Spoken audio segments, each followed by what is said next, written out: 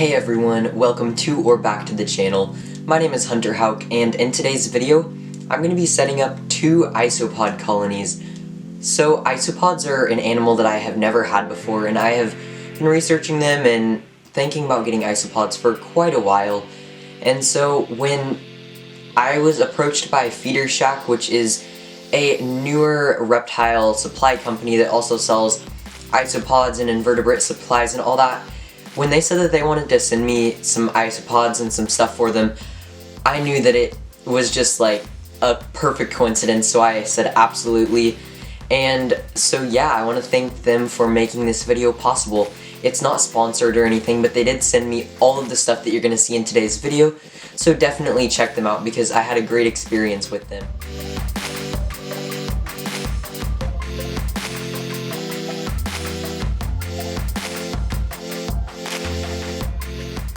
So, like I said, all opinions and stuff that I say in this video are my own. I'm not being paid to say anything, but I am seriously just so happy with the results of this video, and I think that it turned out great. I accidentally just shook the camera, sorry about that. I am super happy with how these colonies turned out, and even the isopods, they came alive after UPS actually lost the package for 3 days. It was a whole mess. I had to call them, Feeder Shack had to call them, but it wasn't Feeder Shack's fault, it was just UPS. They packed them so well that every single isopod is still alive, so I'm super happy about that too. It was just all around a great experience, so thank you so much, Feeder Shack. Without further ado, let's get into it.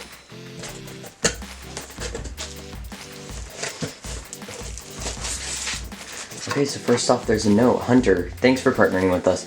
Inside you'll find everything you need for your new isopods. Dairy cows love protein, and that's what the shrimp are for. We hope you guys enjoy them, and thanks again, Feeder Shack team. Oh, that was very nice, thank you. Okay, so it has like their business card and kind of what they sell, and then just some cool information about them. A nice little booklet. Oh, so it's kind of it's the Rapashi catalog, it looks like.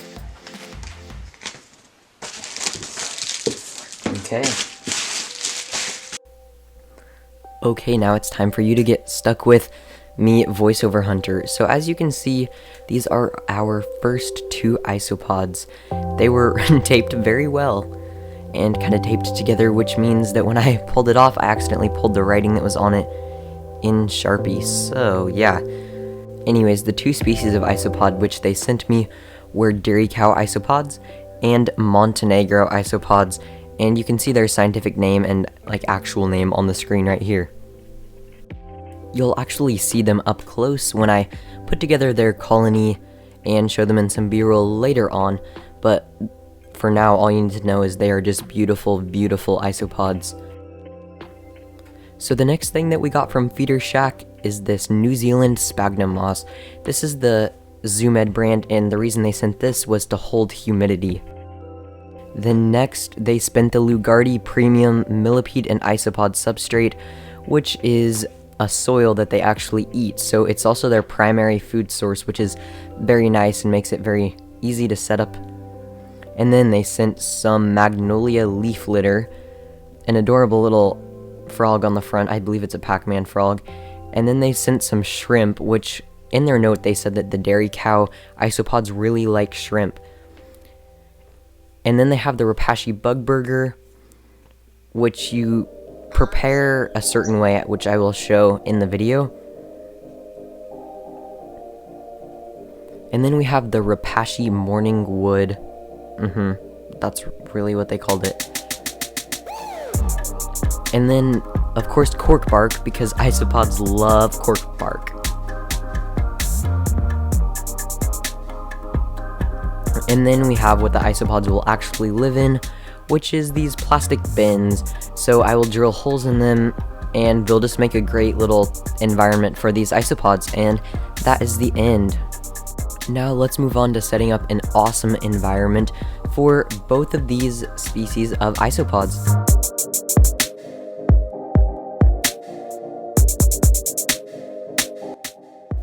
Okay, let's open up our premium Lugardi Millipede and Isopod substrate.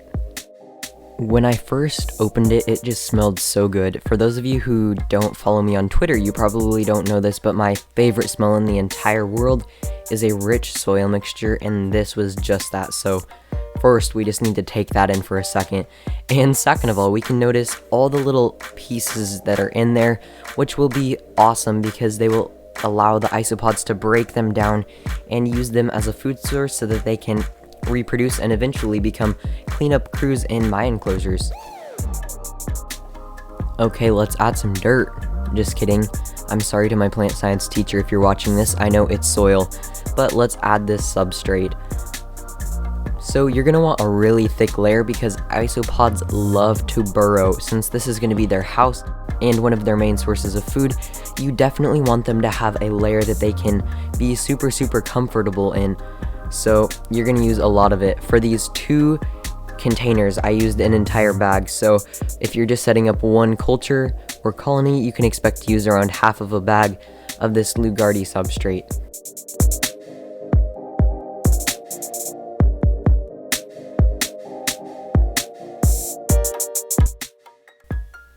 Next, we're going to add our New Zealand sphagnum moss. This is from ZooMed, and its purpose in our soil mixture is going to be to hold some humidity. So obviously, isopods in the wild, you would see them living under leaves and stuff where there's plenty of water and humidity, so we want them to have a good humid environment. And as you may know, sphagnum moss does a great job of holding that. It comes super dry, but we will spray it with dechlorinated water later so that it sucks up a lot of water and becomes the perfect humidity sponge.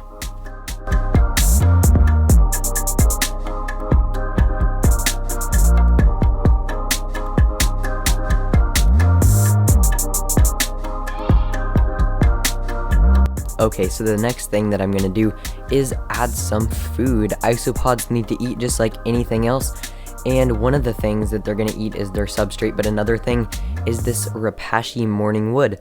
So I took off the seal, and the first thing that I immediately noticed was how disgusting it smells.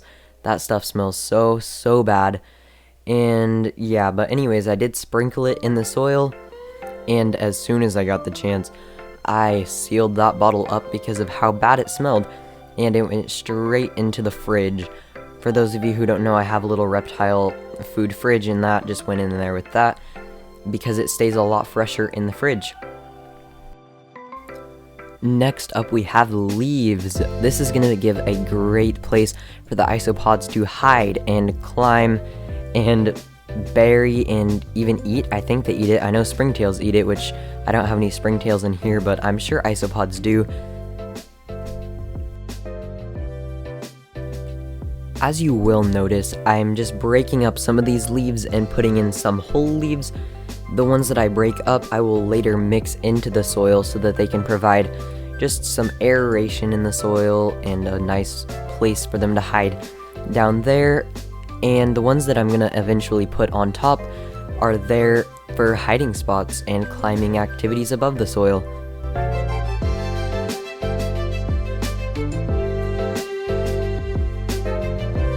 Next up is the best part of every enclosure, even isopod enclosures, and that is cork bark. This just provides a nice hiding area, and then I'll top that with some more leaves. At this point, we have a pretty much finished enclosure for these isopods. The isopods that you're seeing on screen right now are the Montenegro isopods, and the only thing that I really need to do now to their enclosure is mist it to add a little bit more humidity and drill some holes in the lid, which you will see next. But first, I've got to show you the dairy cow isopods, which I do have to say are my favorite isopod that I have. I love both of them, but these just take the cake.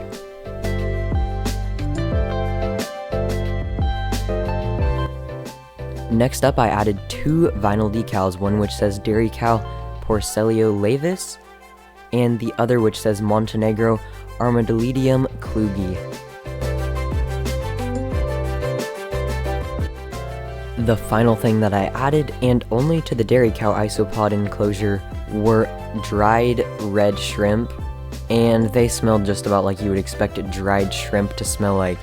absolutely disgusting, and I refused to touch them, so I just kind of sprinkled them throughout and said that the isopods can just kind of find them for themselves.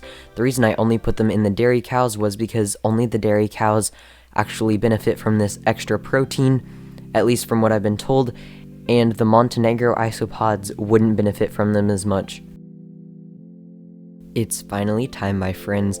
We've worked really hard over the course of the last 2 days to put these enclosures together, and I think they turned out really well for especially my first ever isopod colonies. We're going to start off with the dairy cow isopods.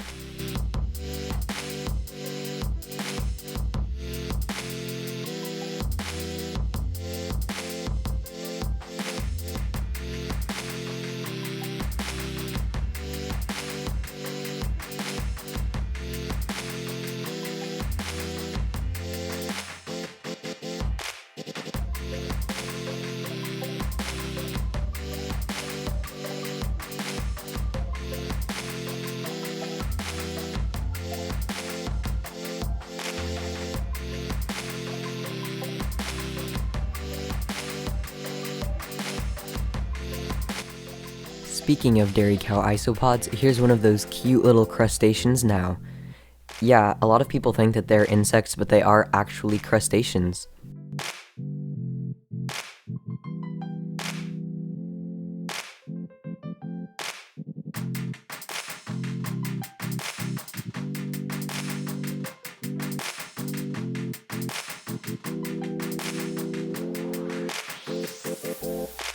While our dairy cow friends are getting settled into their new home, it's time to move the Montenegro isopods into theirs.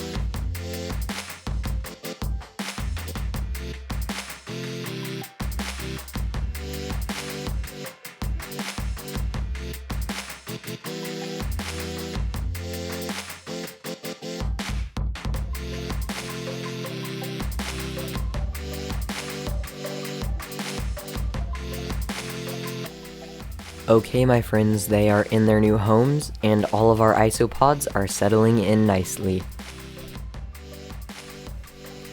I forgot one thing. It's pretty customary when you're giving your isopods a new home, you've got to treat them to a drink.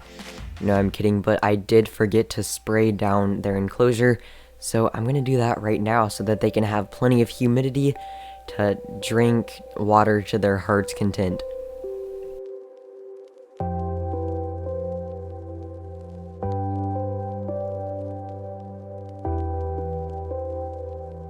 Oh, how cute. One of our dairy cow isopods decided it would come out and say hi. Hello there, little friend.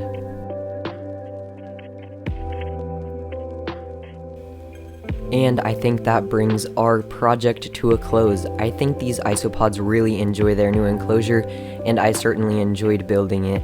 If you enjoyed watching me build it, be sure to give this video a thumbs up and comment down below which of the isopods is your favorite. I personally prefer the dairy cows. If you want to see more of my videos, please hit the subscribe button and turn on post notifications. That way you can see more of my reptile and amphibian videos, or in this case, crustaceans. Thanks again for watching, and I will see you next time.